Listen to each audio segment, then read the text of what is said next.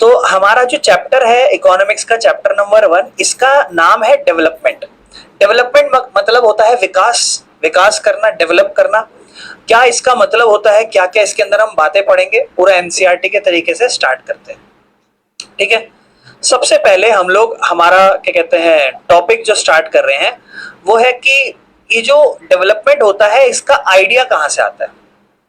आपके मन में सवाल होगा, डेवलप होना है या देश डेवलप होना है, इंसान को डेवलप होना है, किसी भी चीज को डेवलप होना है। आइडिया जो होता है ना, जो डेवलपमेंट का या प्रगति का, ये हमेशा समाज में रहता ही है। हर इंसान की कुछ इच्छाएं होती हैं जिससे वो अपनी जीवन को प्रभावित करना चाहता है। जैसे मैं हो गया, आप लोग हो गए। आप लोग अपने आप को, आपके मन में कुछ इच्छाएं होंगी, आपके मन में होगा कि मैं ये करना चाहता हूं, मैं वो करना चाहता हूं। तो आपकी इच्छाओं को आप पूरा करना चाहते हो और उसी को आप एक तरीके से अपने जीवन के लिए आप उसको डेवलपमेंट समझते हो। यूजुअली आप लोग ऐसे सवाल पूछते हो कि how do we want to live, हम कैसे रहना चाहते हैं। आपके मन में एक सवाल आता होगा, फिर आप एक आंसर ढूंढते होगे कि यार मैं तो ऐसे रहना चाहता हूं अपने जीवन में। हम अपने जीवन को और बेहतर कैसे बना सकते हैं। हो सकता है अभी आप स्टूडेंट हो, आप इस चीज पे ज्यादा फोकस नहीं करते हो, जैसे घर वाले खिला पिला देते वैसा। लेकिन ये चीज हो सकता है जिस इंसान को कोई अपने समाज में या फिर उसको कोई अवसर, अपॉर्चुनिटी का मौका ना मिल रहा हो, तो उसको लगे कि यार मेरे को ऐसा इंसान बनना है जहां पर मेरे को ये अपॉर्चुनिटी मिले। तो कैसे मैं अपने जीवन को बेहतर कर सकता हूं, कैसे मुझे मेरे समाज में हर इंसान की तरह बराबर ट्रीट किया जाए, किसी के साथ भेदभाव, ऊंच नीच ना हो। हर इंसान अपने जीवन को कैसे बेहतर इंप्रूव कर सकता है, हम जनरली ऐसे सवालों पे बात करते हैं। इसका मतलब डेवलपमेंट मतलब तरीके ढूंढना जिससे हम अपने जीवन को बेहतर कर सकते हैं। तो डेवलपमेंट का ट्रू मीनिंग अगर आप देखो तो कुछ नहीं है, इंप्रूव योर लाइफ। जो भी आज आपके पास है उससे बेहतर सोचना, वही आपके लिए डेवलपमेंट है। वो स्टडी एरिया में भी हो सकती है, आपके लिविंग स्टैंडर्ड रहने के इलाके में हो सकती है, कुछ भी आपके समाज में अगर आपके साथ भेदभाव हो रहा है उसके बारे में भी हो सकती है। तो डेवलपमेंट का मतलब क्या है? डेवलपमेंट मतलब किसी भी चीज में एक इच्छा रख के उसको बेहतर करना। डेवलपमेंट एक कॉम्प्लेक्स प्रोसेस है क्योंकि हर इंसान की अलग अलग इच्छाएं, जरूरत और सिचुएशंस होती हैं। अब डेवलपमेंट ऐसा नहीं है बड़ा आसान है, क्या बेटा तुम्हारी हाइट लंबी हो जाए डेवलपमेंट, जरूरी नहीं, क्या पता इंसान के वो मकसद ही ना हो। या फॉर एग्जाम्पल ये बच्चा है, इसको मैं कहूं, हो सकता है बच्चा कहे कि भैया मेरे लिए डेवलपमेंट मेरी हाइट बढ़ना हो जाए। लेकिन अगर मैं कहूं मेघना, मेघना कहे भैया बहुत हो गई, ऐसा मान लो बाई चांस ऐसा सोच सकती है। या कोई और बच्चा जो लंबा है, उसके जो जो ऑलरेडी हाइट अच्छा है, वो क्या चाहेगा, क्या उसके लिए डेवलपमेंट हाइट बढ़ना हो। जो पतला हो वो चाहेगा थोड़ा मोटा हो जाऊं, जो मोटा है उसका डेवलपमेंट क्या थोड़ा पतला हो जाऊं। मतलब आप ये चीज समझ रहे हो, हर इंसान की अलग अलग जरूरत है और उसी लिए उसका लाइफ का सिचुएशन अलग है। तो डेवलपमेंट कॉम्प्लेक्स हो जाता है। आपके मन में सवाल आएगा डेवलपमेंट मुश्किल क्यों है? Different person, different desires, different goals of development. It is very difficult to understand what is the development या what is the desire of someone. आपका डिजायर, आपका डिजायर, आपका डिजायर, हर किसी का डेवलपमेंट का डिजायर सेम नहीं है, ठीक है ना। और ये हमें ये भी एक्सप्लेन करता है कि हमें डेवलपमेंट को ढंग से कैसे समझना है। तो हमें नॉलेज मिलती है इकोनॉमिक्स की, इतिहास से या पॉलिटिकल साइंस से। जो हमारे जो डेवलपमेंट है वो हमारे इकोनॉमिक्स मतलब हमारी आर्थिक स्थिति पे डिपेंड करती है। हमारी डेवलपमेंट हमारा पास्ट कैसा था, हमारे समाज में इतिहास कैसा था, उस पर डिपेंड करती है। या राजनीति कैसी है, क्या इक्वालिटी मिल रही है नहीं मिल रही है, उस पर डिपेंड करती है। तो कुल मिला के सबसे पहले हम डेवलपमेंट का आइडिया समझ रहे हैं, मतलब समझने की कोशिश कर रहे हैं कि एक्चुअल में डेवलपमेंट होता क्या है। आगे चलते, मेन मकसद क्या होता है डेवलपमेंट का? वही इंप्रूव पीपल्स लाइफ, लोगों का लाइफ मतलब लोगों की जिंदगी बेहतर करनी, समाज में उसे इक्वल ट्रीट किया जाए, उसको ज्यादा से ज्यादा मौके मिले अपने आप को आगे बढ़ाने के, इंप्रूव सोशल कंडीशन, सामाजिक व्यवस्था उसके लिए बढ़िया हो। हाउएवर हर इंसान के जो व्यूज हैं डेवलपमेंट पे वो सेम नहीं है। अलग अलग लोगों का अलग अलग डेवलपमेंट का आइडिया हो सकता है और अलग अलग मतलब हो सकता है। हो सकता है किसी का लाइफ ऑलरेडी इंप्रूव्ड हो, वो अपना इंप्रूवमेंट ना चाहता हो सकता है किसी को ऑलरेडी इक्वालिटी मिलती हो, वो इक्वालिटी ना चाहता हो सकता है किसी को लगे मुझे मौके बहुत कम मिले, मुझे मौके ही मिलने चाहिए, किसी की डेवलपमेंट वो। तो डेवलपमेंट में कुछ मेन मेन मकसद होते हैं और वो हर इंसान के हिसाब से अलग हो सकते हैं। जैसे डिफरेंट लोग अलग अलग गोल्स, हर इंसान अलग अलग कंडीशन हालातों में रहता है, इसीलिए जो डेवलपमेंट गोल्स हैं वो भी अलग अलग होते हैं, है ना। हर किसी इंसान के हालात अलग हैं तो डेवलपमेंट अलग हो सकता है। एग्जाम्पल, एक लेबर क्या चाहेगा, ज्यादा से ज्यादा उसको दिहाड़ी मिले। एक फार्मर किसान क्या चाहेगा, ज्यादा से ज्यादा उसको खेती का प्राइस मिले, जो भी वो खेती उगाए उसको मार्केट में बेचने जाए बढ़िया दाम मिले। एक स्टूडेंट क्या चाहेगा, बढ़िया से बढ़िया एजुकेशन मिले। एक अमीर परिवार चाहेगा उसकी इनकम और ज्यादा हाई हो। एक लड़की क्या चाहेगी कि भैया उसे आजादी मिले, बराबर मौके मिले। इससे रिलेटेड क्वेश्चन आया था, किससे रिलेटेड एक क्वेश्चन आया था इससे पिछले साल एक क्वेश्चन आया था कि एक रिच फैमिली वाला क्या चाहेगा, हायर इनकम था या बेटर क्रॉप्स थी, और भी अलग अलग थे। तो आप मतलब समझ रहे हो कि अलग इंसान है तो सबका डेवलपमेंट गोल भी अलग होता है। तो अलग अलग लोग अलग अलग डेवलपमेंट गोल। आपकी बुक के ही कुछ क्वेश्चन नहीं है कि किस कैटेगरी के लोग हैं और क्या डेवलपमेंट के गोल हैं। लैंडलेस रूरल लेबर मतलब ऐसी लेबर जिसके पास जमीन नहीं है, वो कहीं किसी पे किराए पे जाके खेती करता है, उसका क्या गोल है, मकसद क्या है। ज्यादा से ज्यादा दिन उसे काम मिले, बढ़िया उसको दिहाड़ी मिले, अच्छी एजुकेशन मिले उसके बच्चों के लिए, और समाज में उसके साथ भेदभाव नहीं हो। एक फार्मर जो पंजाब से, वो क्या चाहेगा, उसको अच्छा इनकम मिले खेती करके, सपोर्ट प्राइस जो सरकार एमएसपी देती है वो ज्यादा दे, सस्ती लेबर दे, मतलब उसको सस्ती लेबर मिल जाए जो उसके यहाँ पे काम करेगी, और उसके बच्चों को बाहर के देशों कनाडा है वहां रहने का मौका मिल जाए। फार्मर डिपेंडेंट ऑन रेन, जो फार्मर बारिश पे डिपेंड है उसके लिए क्या विकास है, वो चाहेगा कि बढ़िया से पानी की सुविधा मिल जाए, बढ़िया प्रोडक्शन हो जाए खेतों की, और एक स्टेबल इनकम हो। एक गांव की औरत, ठीक है ना, एक जिसके पास एक जमीन हो जो ओन करती है, वो क्या चाहेगी कि उसे आजादी मिले, बराबर अधिकार मिले आदमी के साथ साथ, और एजुकेशन और रिस्पेक्ट भी मिले।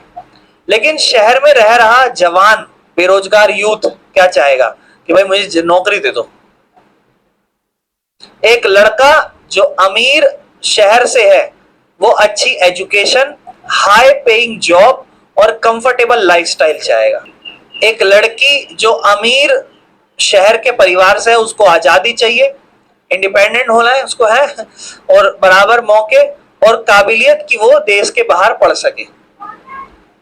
एक आदिवासी जो नर्मदा नदी के पास रहता हो उसे चाहिए कि उसके जंगल और उसके जमीन की प्रोटेक्शन हो, और उसको उसकी जमीन को बांध के बदले उसको अपनी जगह छोड़नी ना पड़े, और वो जिस तरीके का लाइवलीहुड चाहता है उसको सिक्योर करके दे सरकार।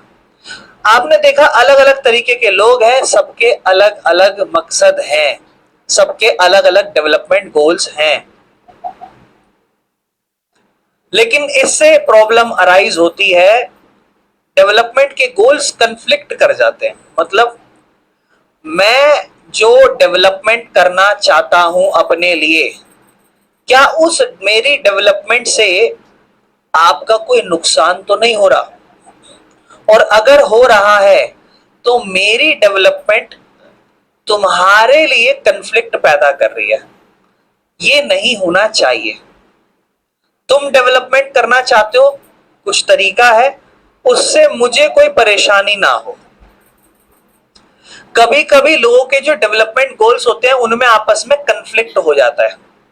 फॉर एग्जाम्पल, जैसे इंडस्ट्रियलिस्ट क्या चाहते हैं, जो भी इंडस्ट्री चला रहा है वो चाहेगा ज्यादा से ज्यादा बांध हो।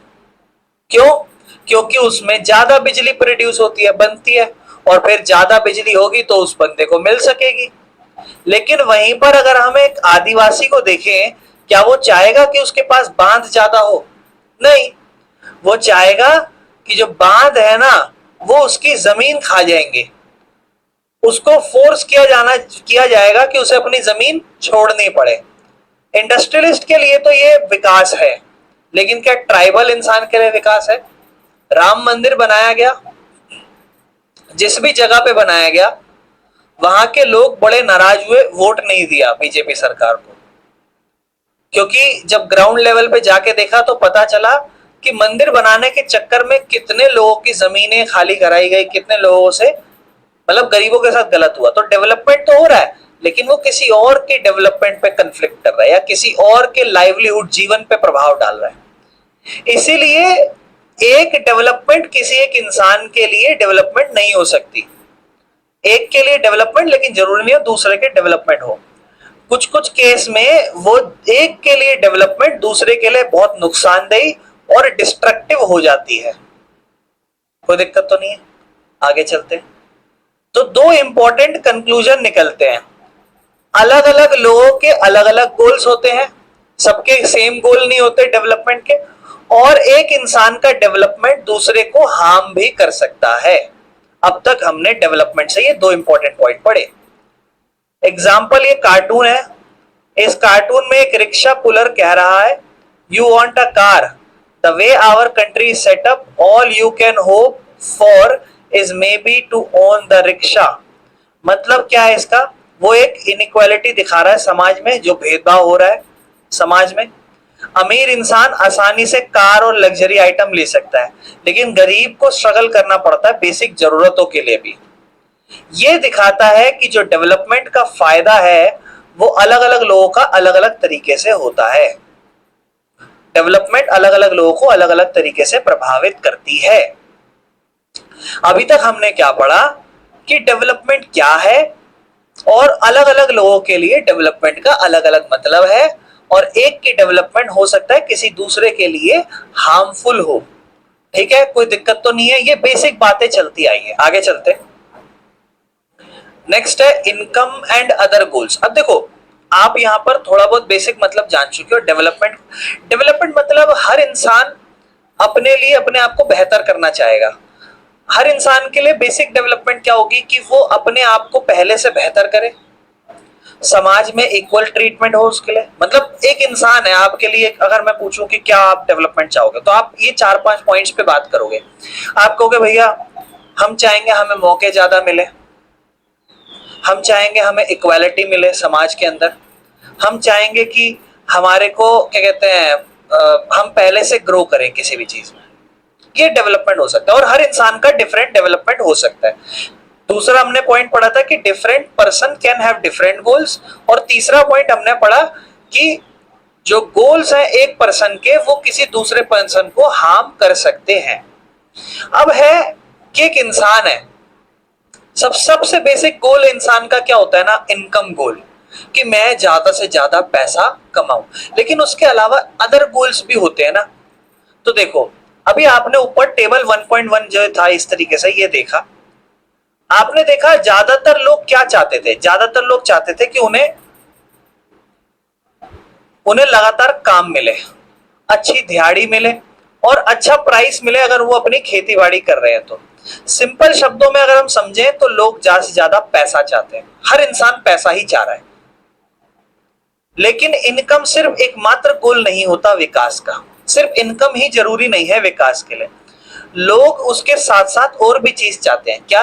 किसी समाज में उन्हें बराबर मौका मिले, सब बराबर उन्हें ट्रीट करें, उनको आजादी हो, किसी के ऊपर बंधक ना हो, सबको सिक्योरिटी मिले। सिक्योरिटी इन द सेंस ऐसा ना लगे उसको कि मेरा तो इस समाज में डर है कोई मुझे मार ना जाए, या दूसरों से इज्जत मिले, या फिर उसके साथ भेदभाव ना हो।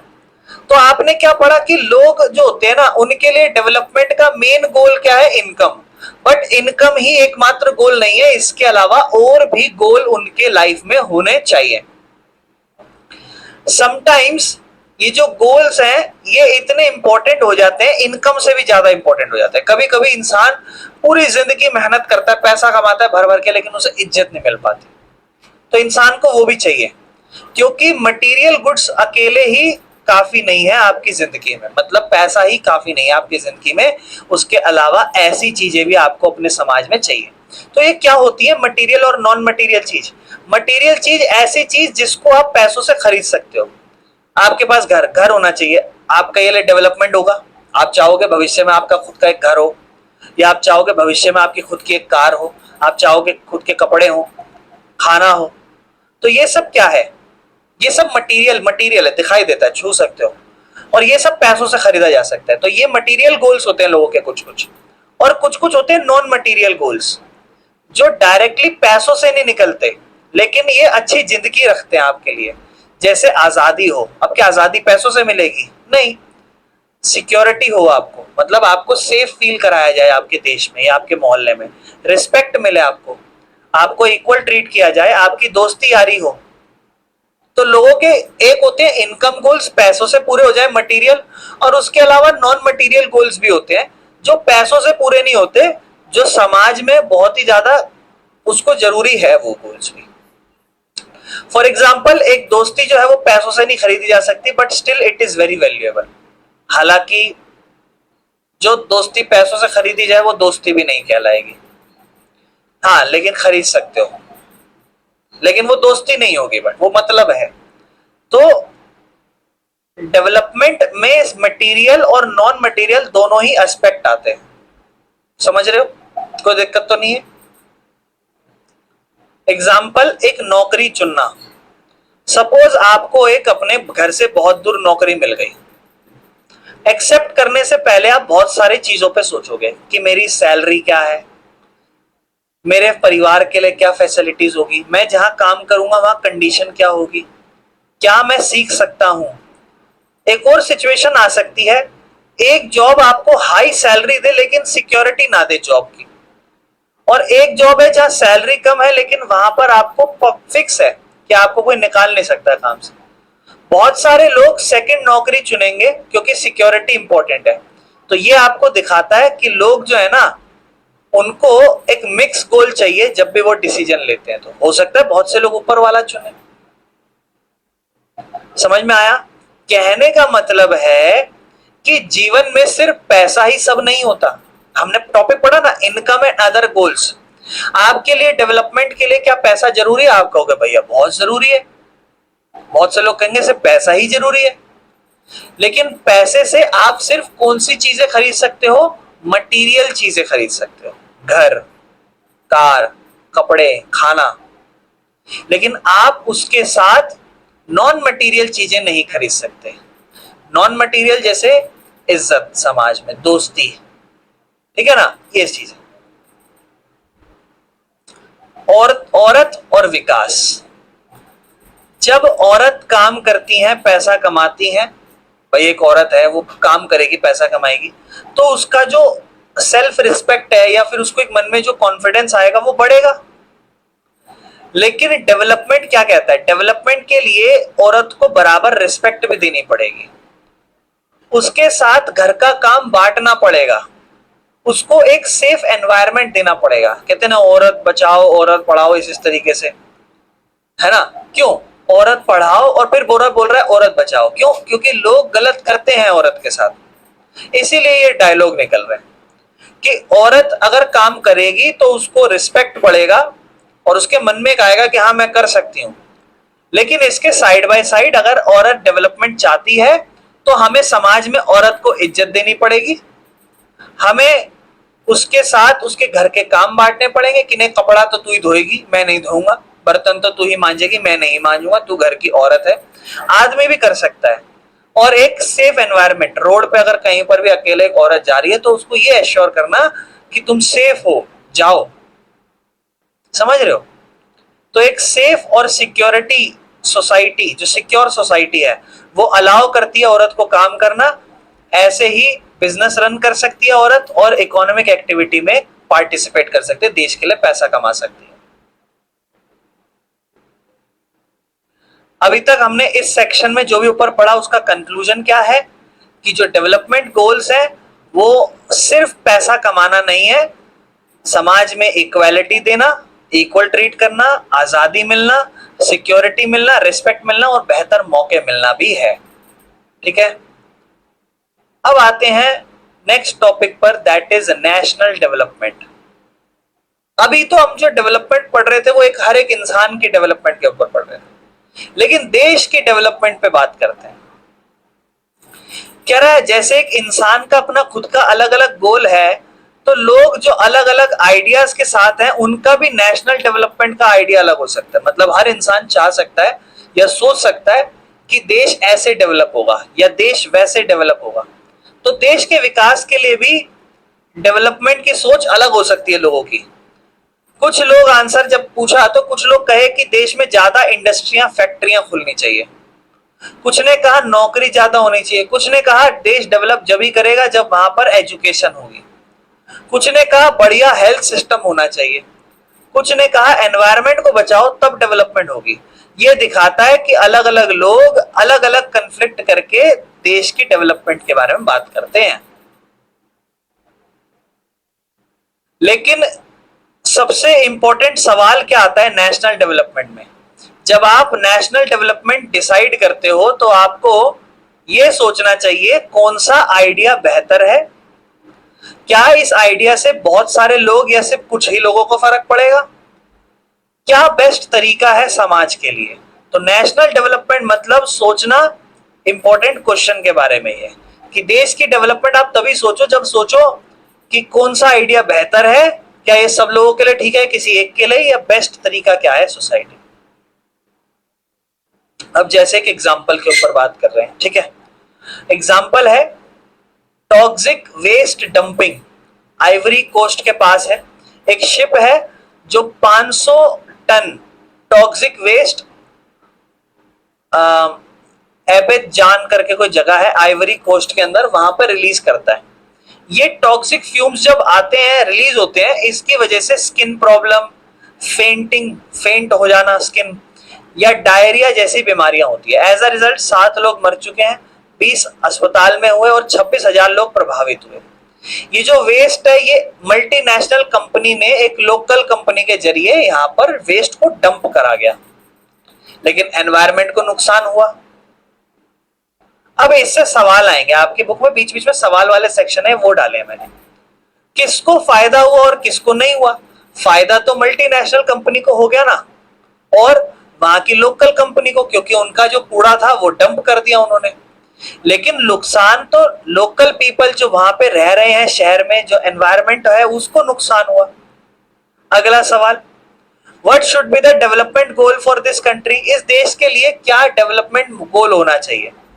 यहाँ पे लोगों की हेल्थ अच्छी रहे, देश के लिए तो यही है ना, लोगों की हेल्थ अच्छी रहे, एनवायरनमेंट में ज्यादा पोल्यूशन न फैले, कंपनियों के लिए स्ट्रिक्ट रूल हो जो ऐसी हरकतें ना करें, और सतत पोषणीय विकास सस्टेनेबल डेवलपमेंट हो। मतलब डेवलपमेंट तो हो लेकिन समाज के लिए भी या भविष्य के लिए भी संसाधन बचे रहें ताकि भविष्य में बच्चे आके उसका इस्तेमाल उठा सके। तो डेवलपमेंट से फायदा होना चाहिए बिना कोई एनवायरनमेंट को हार्म करे।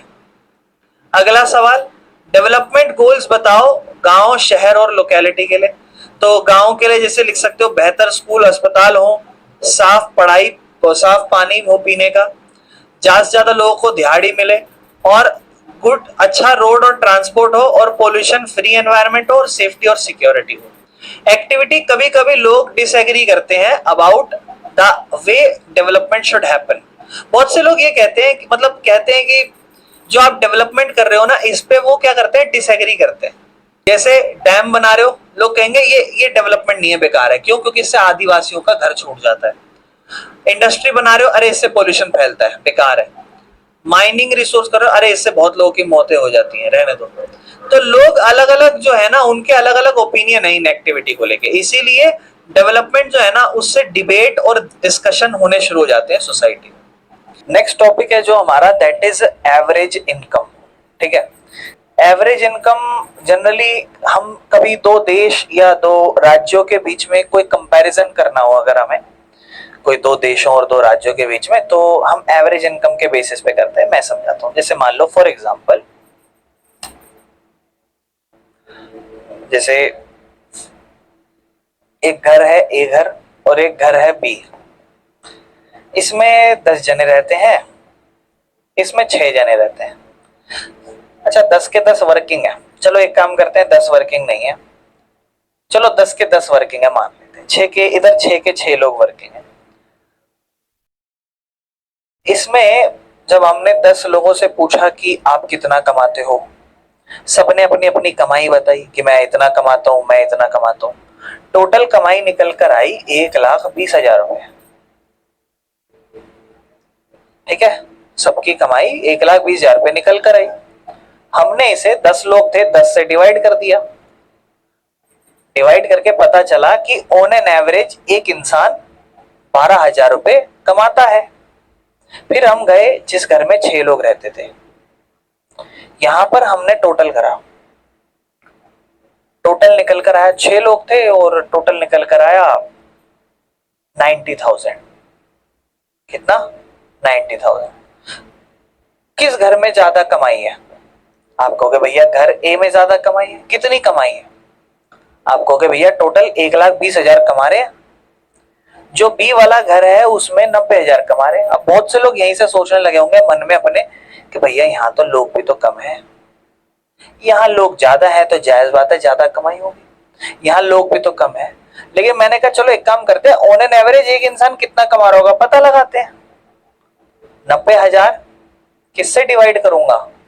6 से। कितना निकल के आएगा? 15,000। ऑन एन एवरेज यहाँ का हर बंदा 12,000 कमाता है और ऑन एन एवरेज यहाँ का हर बंदा 15,000 कमाता है। This is called average income. इसे हम क्या कहते हैं? जो हमें ये बता रही है कि देख लो भैया, कमाई ज्यादा होने से चीजें मैटर नहीं करती, ऑन एन एवरेज एक बंदा कितना कमा रहा है इससे चीजें मैटर करती है। अब मैंने तो यहां यूं बोला था कि 10 के 10 लोग कमा रहे हैं, 6 के 6 लोग कमा रहे हैं, जरूरी नहीं होता। इंडिया में कभी भी आपको जो ये आप वर्ड पढ़ रहे हो एवरेज इनकम, इस वर्ड को अगर मैं हटा दूं तो इस वर्ड के बदले जो हम वर्ड यूज करते हैं इकोनॉमिक्स में उसे पता है क्या कहते हैं? उसे कहते हैं पर कैपिटा इनकम। पर कैपिटा इनकम। पर कैपिटा इनकम मतलब पता है क्या होता है?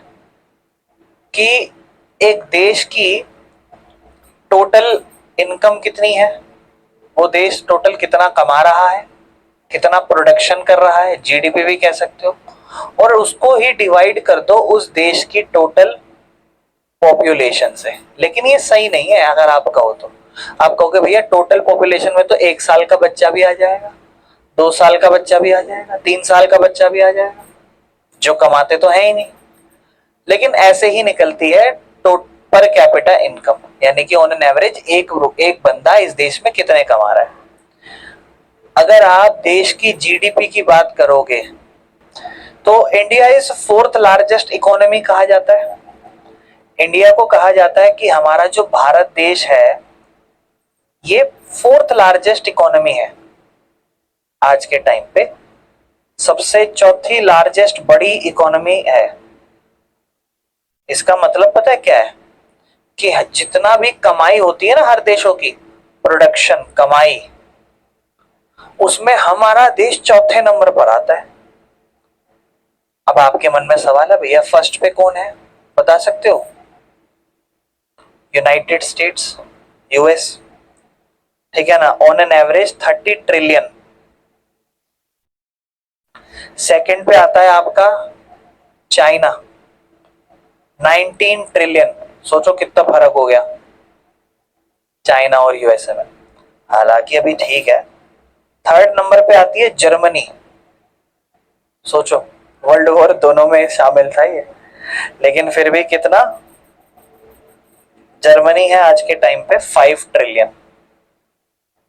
ठीक है, एंड 4th नंबर पे हमारा इंडिया आ गया है, यानी कि इंडिया 4.3 ट्रिलियन। और पता है हमने अभी अभी 5th लार्जेस्ट होते थे, अब हम 4th लार्जेस्ट बन गए, तो 5वें पे कौन होगी बताओगे जिसको बीट करें? जापान, जो कि 4.2 ट्रिलियन था।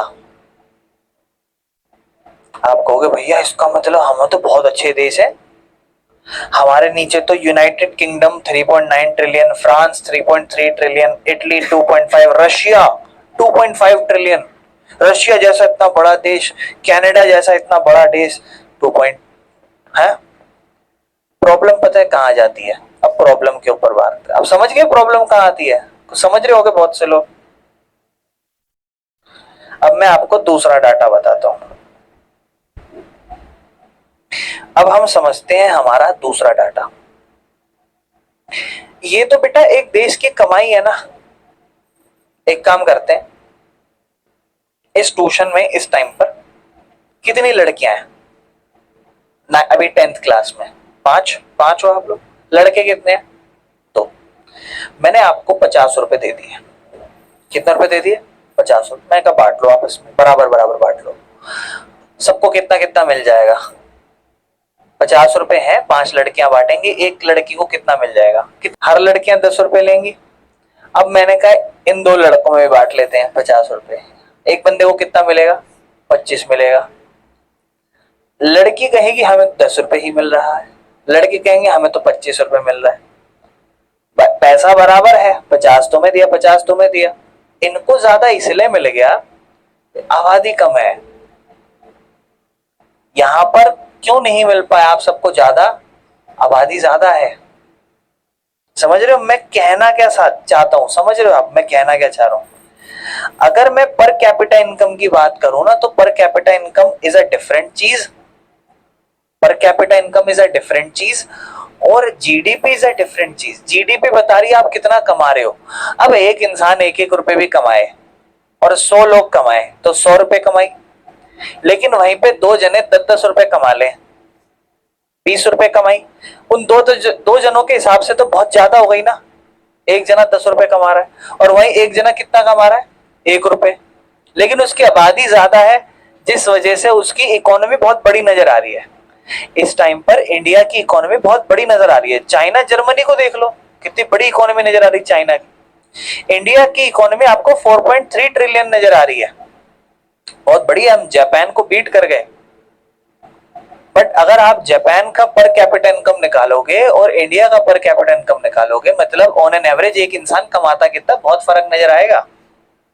मैं आपको एक लिस्ट दिखाता हूं पर कैपिटा इनकम की, और उसमें इंडिया कितने नंबर पे आएगा उससे बात करते हैं। खैर, पर कैपिटा इनकम के हिसाब से बहुत सारी कंट्रीज हैं, सबका अपना अपना रैंक है। इंडिया का रैंक पर कैपिटा इनकम की जब बात होती है ना देशों में, तो इंडिया का रैंक 120 से 140 पोजीशन पर आ जाता है। हम लोग ऑन एन एवरेज $3000 पर पर्सन पर कैपिटा इनकम ले रखे हैं। आज के टाइम पे अगर डॉलर 90 रुपए का भी मान लो, जीरो कितनी बार? 4 बार, 3 9 जा 27। ऑन एन एवरेज एक इंसान पूरे साल का 2,70,000 कमाता है। इसको 12 से डिवाइड कर दो, 3 के पाड़े में 4 नंबर पे, 9 नंबर पे। 90,000 को 4 से अगर आप डिवाइड करोगे तो 45,000 का आधा 22,500 एक इंसान एक महीने का कमाता है। एक महीने का एक इंसान 22,500 रुपए कमाता है। और वहीं पे अगर मैं इसी चीज की बात कर रहा हूं तो खैर यूएस आता है 11वें नंबर पे जीडीपी के हिसाब पर कैपिटा इनकम के हिसाब से। अब यूएस से कंपेयर करूं, यूएस का पर कैपिटा इनकम $89,000 है। अगर आप मान लो फॉर एग्जांपल इसको 100 से भी मल्टीप्लाई करोगे ना, तो 8,90,000 की ज्यादा ही हो गया। 1 2 3 89 लाख। सोचो, थोड़ा ज्यादा हो गया, चलो 80 मान लो। ऑन एन एवरेज 80 लाख कमा रहा है, और 12 से डिवाइड करोगे तो ऑन एन एवरेज एक बंदा आराम से 6 से 7 लाख महीने के कमा रहा है। मैं आपको ये कहना चाहता हूं कि आप मेरी बात ये समझो, मैं क्या कहना चाह रहा हूं। मेन पॉइंट पता है क्या है? मेन पॉइंट ये है कि हमारे देश की जब हम बात, सुना नहीं मेरे भाई, जब हमारे देश की हम बात कर रहे हैं per capita income wise we are very नीचे, जो एवरेज इनकम की बात कर रहा हूं। लेकिन अगर हम देश की जीडीपी, कितना प्रोडक्शन हो रहा है, कितना कमा रहे हैं, उस हिसाब से तो हम ठीक है, बिकॉज ऑफ पॉपुलेशन फैक्टर आ जाता है। क्या ये चीज बुरी है भैया? क्या फायदा फिर 4.3 ट्रिलियन? नहीं, ये भी जरूरी है भाई, क्योंकि बहुत लोगों का तो इतना भी नहीं होगा ना। आबादी तो बहुत देशों में है। अगर मान लो इतनी आबादी के बाद ये इतना भी नहीं होता तो फिर क्या फायदा? तो ये तो अच्छा है हो, और ज्यादा हो, कोई दिक्कत नहीं है, इसमें बुराई नहीं है। लेकिन हम कंपेयर करें तो यहाँ प्रॉब्लम आ जाती है। चलो खैर, इस पे हमें बात ज्यादा नहीं करनी है। तो एवरेज इनकम, अब आप खुद सोचो, एवरेज इनकम एक सही माध्यम है अगर दो देशों को कंपेयर करना है। लेकिन इसका मतलब क्या जीडीपी नहीं है? नहीं, जीडीपी भी है। लेकिन एवरेज इनकम को आपको ध्यान रखना है कि एवरेज इनकम होता है जनरली जब दो देशों को कंपेयर करना हो, दो राज्यों को कंपेयर करना हो। इसका सिंपल मतलब है, एवरेज इनकम आपको ये नहीं दिखाता कि लोगों में पैसा कैसे बट रहा है। एवरेज इनकम आपको एक तरीके से ये बताता है, देखो देखो, अगर मान लो ऑन एन एवरेज 12,000 का एवरेज इनकम निकल कर आ रहा है, तो इसका मतलब तो क्या हुआ, हर इंसान में 12,000 बराबर है। पर क्या अंबानी भी 12,000 कमा रहे होंगे? नहीं ना। कहने का मतलब सिंपल ये है, एवरेज इनकम मतलब ये है कि ये तो सिर्फ एक अंदाजन है कि ऑन एन एवरेज एक इंसान इतना कमा रहा होगा। पर क्या इसका मतलब ये है कि हर बंदा इतना कमा रहा होगा? नहीं। दो देश है, ए देश और बी देश। मंथली इनकम की बात करते हैं दो लोगों की। एक की मंथली इनकम 9,500 है, एक की 10,500 है, एक की 9,800 है और चौथे की 10,000 है और पांचवे की इतनी है। अब बी कंट्री की बात करते हैं। एक की इनकम 500, दूसरा भी 500, तीसरा भी 500, चौथा भी 500 और पांचवा अकेला 48,000 कमा रहा है। इस देश में देखो ऑन एन एवरेज एक इंसान फिर भी ठीक कमा रहा है, लेकिन इस देश में चार लोग देखो कितना कमा रहे हैं, 500, और पांचवा एकदम से 48,000 कमा रहा है। एवरेज इनकम निकालते हैं। एवरेज इनकम निकाली, इस देश की भी एवरेज इनकम 10,000 आई, इस देश की भी एवरेज इनकम 10,000 आई। अब आप दोनों देश की इनकम ऑन एन एवरेज कितनी कह रहे हो? 10,000। लेकिन यहां पर इसको भी कहोगे कि भाई तेरे देश की हमने एवरेज इनकम निकाली है और तेरे देश में हर बंदा कितना कमा रहा है? 10,000। कहेगा है, मैं तो सिर्फ 500 कमा रहा हूं। ये कब हुआ? वो हुआ इसलिए ना कि अमीर गरीब के बीच में फर्क आ गया। एक गरीब इतना गरीब रह गया और अमीर इतना अमीर हो गया, जिससे जब पर कैपिटा इनकम या एवरेज इनकम निकाली तो उसकी बराबर आ रही है। दोनों देश सेम एवरेज इनकम कमा रहे हैं, लेकिन क्या यहां पर इक्वली देश विकास हो रहा है? नहीं। कंट्री ए बेटर है या बी बेटर है? कंट्री ए बेटर है, क्योंकि वहां पर इनकम सब में बराबर बटी पड़ी है। कोई भी बहुत ज्यादा अमीर या गरीब नहीं है, सब थोड़ा बहुत ऊपर नीचे ही कमा रहे हैं। तो सभी अमीर है और देखा जाए तो सभी गरीब है अगर माने तो। लेकिन कंट्री बी में आपको गरीबी अमीरी दिखाई दे जाएगी, क्योंकि ये चार बंदे तो मिलाकर इतना कमा रहे हैं, पांचवा अकेला इतना कमा रहा है। इसीलिए एवरेज इनकम आपको सही इनकम डिस्ट्रीब्यूशन नहीं दिखाता। तो एवरेज इनकम यूजफुल है कंपैरिजन के लिए, लेकिन ये नहीं बताता कि पैसा लोगों में कैसे बटा हुआ है। अगर आपको ये पता लगाना है कि लोगों में पैसा कैसे बटा है, तो average income is not very suitable, क्योंकि वो एक अंदाजन बता देता है कि एक इंसान कितना कमा रहा है, लेकिन इसका मतलब ये नहीं है कि सही में वो उतना कमा रहा होगा। ठीक है। How to compare different countries और स्टेट। अब अलग अलग राज्यों और देशों को कैसे कंपेयर करते हैं? बोलते हैं देखो, कुछ तरीके होते हैं, इंडिकेटर्स होते हैं जिससे आप नापते हो। भाई हो सकता है अगर हम मान लो कंपेयर करें किसी बच्चों को स्टूडेंट में, तो उनके मार्क्स कितने आ रहे हैं उससे कंपैरिजन कर सकते हैं। उनके अंदर क्या टैलेंट है उससे, उनकी हेल्थ कैसी है उससे, उनके अंदर क्या स्किल्स है उससे। ऐसे ही जो देश है ना, उसमें भी कुछ कैरेक्टर्स होते हैं जिसके बेसिस पे हम देश को कंपेयर करते हैं। सबसे इंपॉर्टेंट कैरेक्टर होता है कि उस देश की इनकम कितनी है, और जिसकी देश की ज्यादा इनकम है इसका मतलब वो ज्यादा विकसित देश है। ये इसीलिए क्योंकि वहां ज्यादातर लोग पैसा कमा रहे हैं। और अगला टॉपिक आ जाता है पर कैपिटा इनकम। पर कैपिटा इनकम मैं ऑलरेडी आपको समझा चुका हूं। एक देश में जितने भी लोग हैं उनकी कमाई और उसको डिवाइड कर दो उनकी टोटल आबादी पॉपुलेशन के साथ। तो टोटल इनकम जो होती है ना एक देश की, वो पूरे रेजिडेंट ऑफ कंट्री मतलब जो भी देश में रह रहे हैं, लेकिन टोटल इनकम अकेले जो होती है ना वो कंपैरिजन नहीं कर सकती अलग अलग आबादी की वजह से। तो इसलिए हम पर कैपिटा इनकम समझते हैं।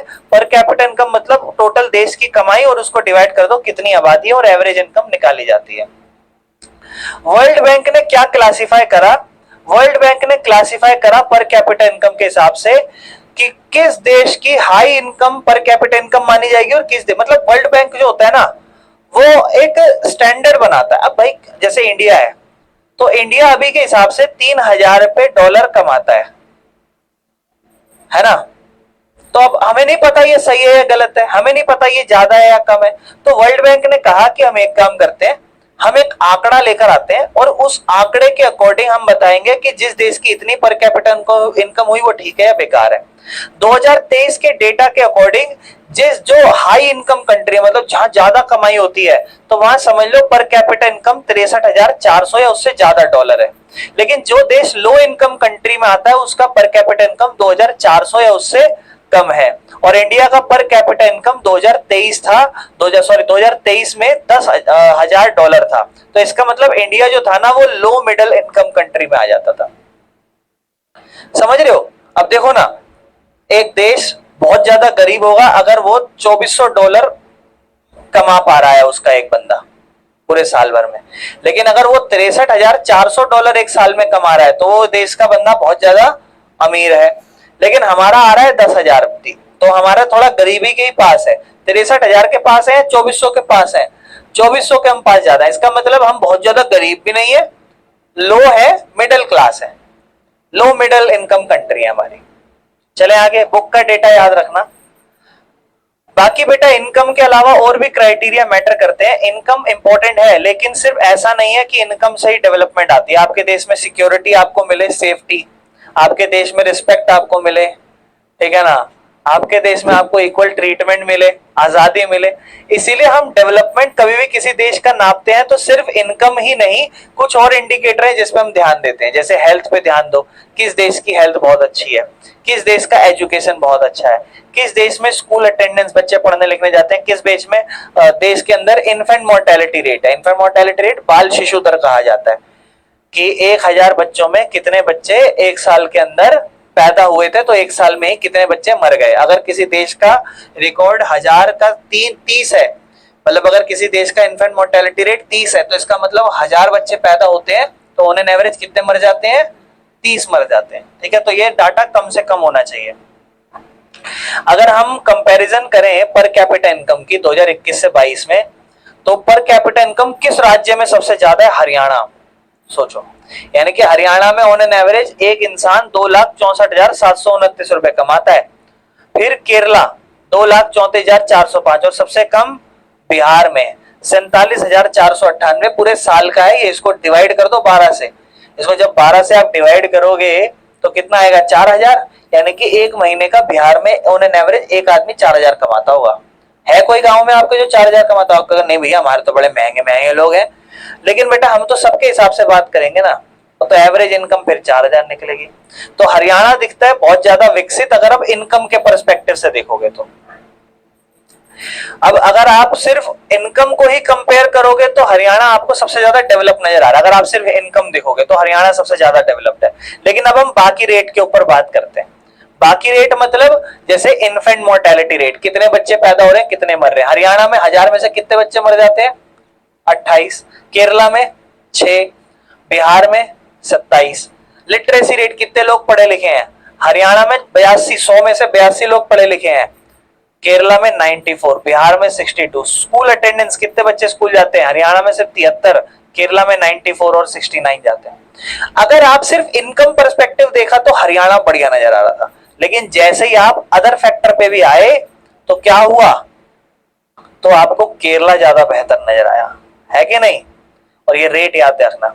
तो इंडिकेटर भाई इन पे भी ध्यान देना है। हालांकि मैं आपको समझा चुका हूं, इन्फेंट मोर्टेलिटी रेट 1000 में से कितने बच्चे मर जाते हैं। लिटरेसी रेट 7 की उम्र से कितने बच्चे पढ़ लिख सकते हैं। नेट अटेंडेंस रेशियो मतलब कितने बच्चे 15 से 17 साल की उम्र के स्कूल में जा रहे हैं। इंपॉर्टेंट, जब हमने ऑब्जर्वेशन रखी हमने देखा कि सबसे कम मोर्टेलिटी रेट केरला का है, सबसे ज्यादा पढ़ा लिखा दर जो है वो केरला का है, और सबसे ज्यादा स्कूल अटेंडेंस भी केरला की है। भले ही हरियाणा की इनकम बहुत ज्यादा हो, लेकिन इनकम अकेले डेवलपमेंट नहीं बताती। तो इसीलिए हेल्थ और एजुकेशन भी इंपॉर्टेंट होती है एक देश के लिए। क्या आपको ये बात समझ में आ रही है? केरला के अंदर सिर्फ 6 लोग थे 1000 में से जो मर जाते हैं। 28 बच्चे थे हरियाणा में जो मर जाते हैं। इसका मतलब केरला ज्यादा बेहतर है। तो इंपॉर्टेंट कंक्लूजन क्या निकल के आया कि डेवलपमेंट जो है ना वो सिर्फ इनकम के बेसिस पे मत चेक करो। देश का विकास अगर चेक करना है तो, ठीक है ना, वो बहुत सारे मल्टीपल इंडिकेटर होते हैं, जैसे इनकम पे भी ध्यान दो, उसके साथ साथ हेल्थ, एजुकेशन और लोगों की लिविंग कंडीशन पे भी ध्यान दो। यानी कि अगर आप एक ट्रू मायनों में किसी देश की डेवलपमेंट जानना चाहते हो तो सिर्फ इनकम ही एक फैक्टर है जिसको जान सकते हो, है कि नहीं? नहीं, उसके साथ साथ हेल्थ भी इंपॉर्टेंट है, एजुकेशन भी इंपॉर्टेंट है और लिविंग कंडीशन भी बेहतर है। नेक्स्ट टॉपिक जो हमारा है that is public facilities. Public facilities को समझते हैं, पब्लिक फैसिलिटीज क्या कह रही है। देखो, कभी कभी क्या होता है, एक स्टेट जो होता है ना, उसकी इनकम बहुत ज्यादा होती है, लेकिन फिर भी कुछ इंपॉर्टेंट एरियाज होते हैं जहां पर वो पूरा होता है, अच्छा नहीं परफॉर्म कर पा रहा होता। मतलब जैसे मान लो हरियाणा था, हरियाणा का पर कैपिटा इनकम, मतलब इनकम के हिसाब से तो हरियाणा में हर एक बंदा अच्छा कमा रहा है, लेकिन केरला हेल्थ और एजुकेशन में उससे ज्यादा अच्छा है। ऐसा इसलिए क्योंकि पैसा अकेले हर चीज एक अच्छा जीवन नहीं खरीद सकता। फॉर एग्जाम्पल, मनी जो है ना वो पोल्यूशन फ्री एनवायरनमेंट नहीं खरीद के दे सकता आपको। मनी जो है वो साफ पीने का पानी नहीं दे सकता आपको। मनी जो है ना वो एक अनअडल्टर्ड मेडिसिन नहीं दे सकता, मिलावट वाली मेडिसिन नहीं दे सकता आपको। प्रोटेक्शन बीमारी से नहीं कर सकता। ये चीजों के लिए एक सोसाइटी और वहां की गवर्नमेंट, समाज, लोगों का बिहेवियर और सरकार दोनों मिलकर ही वहां अच्छा काम कर पाती है। तो भाई why public facilities are important? Public facilities important क्यों होती है? अब तो समझा ना आपको। कभी भी किसी देश का डेवलपमेंट अगर आपको मानना है तो क्या इनकम है? हाँ, इनकम एक इंपॉर्टेंट फैक्टर है, बट इनकम अकेले ही इंपॉर्टेंट नहीं है। एजुकेशन, हेल्थ, ये भी इंपॉर्टेंट है। तो इसीलिए ये जन सुविधाएं ही तो होती हैं। ये जन सुविधाएं क्यों जरूरी है? कहता है कुछ फैसिलिटी सस्ती होती हैं एंड बेहतर होती है जब उन्हें मिलके दिया जाए। तो कुछ सुविधाएं ऐसी हैं जो सस्ती हैं और बेहतर है जब उन्हें इकट्ठा करके दिया जाए। एग्जाम्पल, ये बड़ा ही चीपर है to provide security for a whole locality rather than each house hiring security separately. Similarly education become possible because बहुत सारे बच्चे पढ़ना चाहते हैं, समाज जो है वो डिमांड करता है फिर स्कूल के लिए और फिर गवर्नमेंट उसको प्रोवाइड करती है। कुछ इलाकों में स्पेशली लड़कियां जो है ना वो स्कूल नहीं जा सकती क्योंकि वहां सुविधाएं नहीं है। ठीक है ना? तो मतलब आपको बताया क्या कि फैसिलिटीज इंपॉर्टेंट क्यों है। देखो, ये बड़ा ही सस्ता है कि आप पूरे समाज को, लोकेलिटी को सिक्योरिटी दो रेदर देन हर एक घर को सिक्योरिटी देना। और सेम वही चीज एजुकेशन जब ही पॉसिबल हो पाई है जब बच्चे पढ़ना चाहते हैं। तो समाज को सिक्योरिटी देना, जैसे एक एक घर को सिक्योरिटी देने से बेहतर है, सस्ता है पूरे समाज को सिक्योरिटी दो। या फिर जो एजुकेशन है वो जब भी पॉसिबल है जब बच्चे पढ़ना चाहते हैं, बच्चे डिमांड करेंगे इस चीज को। तो ये सारी जन सुविधाएं भी हमारे लिए बहुत ज्यादा जरूरी है। फिर इसी से रिलेटेड आ जाता है, अभी आपने थोड़े टाइम पहले ही 9th में पढ़ा है, पीडीएस, पब्लिक डिस्ट्रीब्यूशन सिस्टम, जो आपको जरूरत की चीजें देता है, जैसे चावल, गेहूं, चीनी, केरोसिन, इसको सस्ते दामों पे दिया जाता है राशन की दुकानों पे। ऐसे स्टेट जहां पर पीडीएस बढ़िया से काम करता है तो इसका मतलब वहां पे लोगों को न्यूट्रिशन अच्छा मिलता होगा क्योंकि खाना मिलता है और उनका हेल्थ अच्छा होगा। तो ये पीडीएस किसका काम है? सरकार का काम है, ये दे आपको लगा के। ठीक है, कोई दिक्कत तो नहीं है। बाकी अगला टॉपिक आता है ह्यूमन डेवलपमेंट रिपोर्ट। ध्यान समझना, शुरुआत के टाइम पे, इससे इंपॉर्टेंट है, ध्यान रखने से क्वेश्चन आता है, ह्यूमन डेवलपमेंट इंडेक्स और ह्यूमन डेवलपमेंट रिपोर्ट। देखो, जनरली क्या होता था, शुरुआत में जो डेवलपमेंट होती थी ना वो सिर्फ इनकम के हिसाब से चलती थी। किसी भी देश की डेवलपमेंट देखनी है तो उस देश की इनकम देख लो, जीडीपी देख लो। लेकिन बाद में रियलाइज करा कि इनकम भी अकेले ठीक नहीं है, इसीलिए एक नया क्राइटेरिया इंट्रोड्यूस करा, हेल्थ, एजुकेशन, इनकम, तीनों। आज के टाइम पे अगर एचडीआर की रिपोर्ट देखोगे, ह्यूमन डेवलपमेंट रिपोर्ट, तो उसके अंदर इनकम तो देखी जाती है लेकिन उसके साथ एजुकेशन और हेल्थ भी देखी जाती है। तो ह्यूमन डेवलपमेंट रिपोर्ट किसके द्वारा पब्लिश करी थी, ये बहुत ज्यादा इंपॉर्टेंट है, इससे बहुत ज्यादा क्वेश्चन है। ठीक है ना? UNDP, united nation development programme, जो देशों को कंपेयर करता है। और ह्यूमन डेवलपमेंट इंडेक्स 3 फैक्टर पे डिपेंड करता है, इनकम पर। इनकम मतलब ग्रॉस नेशनल इनकम, ध्यान रखना, जीएनआई, ग्रॉस नेशनल इनकम, पर कैपिटा इनकम है ये। ठीक है? ये बहुत ज्यादा इंपॉर्टेंट है। दूसरा हेल्थ, कैसी हेल्थ है, कितना लोग जी रहे हैं, कितना मर रहे हैं। एजुकेशन, कितने जो है ईयर्स की स्कूलिंग कर रहे हैं बच्चे। बाकी कंट्रीज जो है ना, इन इंडिकेटर्स के बेस पे जो रैंक है, इस डेटा को याद कर सको तो कर लेना, इससे क्वेश्चन बहुत आते हैं पीवाईक्यू में। श्रीलंका का लाइफ एक्सपेक्टेंसी देखो, स्कूलिंग देखो, कितने लोग कितनी उम्र तक स्कूल पढ़ते हैं, और एचडीआई ह्यूमन डेवलपमेंट में रैंक देखो श्रीलंका की कितनी कम है। इंडिया की देखो 134 रैंक है। अगर आप देखोगे तो हम बांग्लादेश से भी पीछे हैं, नेपाल से थोड़ा आगे हैं और पाकिस्तान से आगे हैं। इंडिया में लाइफ एक्सपेक्टेंसी कितना जी रहे हैं वो लोग, 67 68 के आसपास। कितने साल स्कूलिंग करते हैं, 6.5 साल। बांग्लादेश में कितना जी रहे हैं, 73 साल, और स्कूलिंग लगभग 7.5 साल। नेपाल में 70 साल तक लोग जी रहे हैं और स्कूलिंग 4.5 साल कर रहे हैं, इसलिए उसका रैंक दोनों का पीछे है। श्रीलंका इंडिया से बेहतर है अगर आप हेल्थ और एजुकेशन दोनों में देखोगे। इवन बांग्लादेश और नेपाल भी कभी कभी इंडिया से बेहतर इंडिकेटर परफॉर्म करे हैं। तो ये दिखाता है कि डेवलपमेंट जो होती है ना, वो लोगों के वेल बीइंग पे डिपेंड करती है, ना कि उनकी इनकम पे। लोग अच्छा रहते हैं, अच्छा हेल्थ एजुकेशन करते हैं, उस पर डिपेंड करते हैं। कोई दिक्कत तो नहीं है बेटा। इस चैप्टर के शायद हम लास्ट टॉपिक पे आ रहे हैं, that is a sustainability of development. मतलब डेवलपमेंट मतलब विकास करो, विकास करो, लेकिन ऐसा विकास करो जिससे आप अपने एनवायरनमेंट को नुकसान ना पहुंचाओ, और आने वाले जो भविष्य की पीढ़ियां हैं उनके लिए भी आप कुछ बेहतर संसाधन बचा कर जाओ। तो डेवलपमेंट जो होती है ना, वो सिर्फ आज पे डिपेंड नहीं करनी चाहिए, वो फ्यूचर को बचाए। साइंटिस्ट ने वार्न करा है कि आज के टाइम पे जो आप डेवलपमेंट ले रहे हो ना, इससे आपका एनवायरनमेंट डैमेज होगा, और इस डेवलपमेंट को ऐसे करना चाहिए कि ये डेवलपमेंट भविष्य को नुकसान ना पहुंचाए। तो सस्टेनेबल डेवलपमेंट मतलब जरूरत, और मतलब आज के टाइम पे क्या करना है आपको, आपकी जो जरूरत है वो पूरी करो, लेकिन आप बिना अपने एनवायरनमेंट को नुकसान पहुंचाए और फ्यूचर जनरेशन की जरूरतों को भी पूरा करके डेवलपमेंट करो। ठीक है ना। बाकी इसमें कि we have not inherited the earth from our forefathers, we have borrowed it from our children. क्यों हम लोग, हमारे दादाओं परदादाओं की जमीन जो हमें मिली है, मतलब जो रहने को हमें उन्होंने जगह दी है, ये नहीं सोचना चाहिए।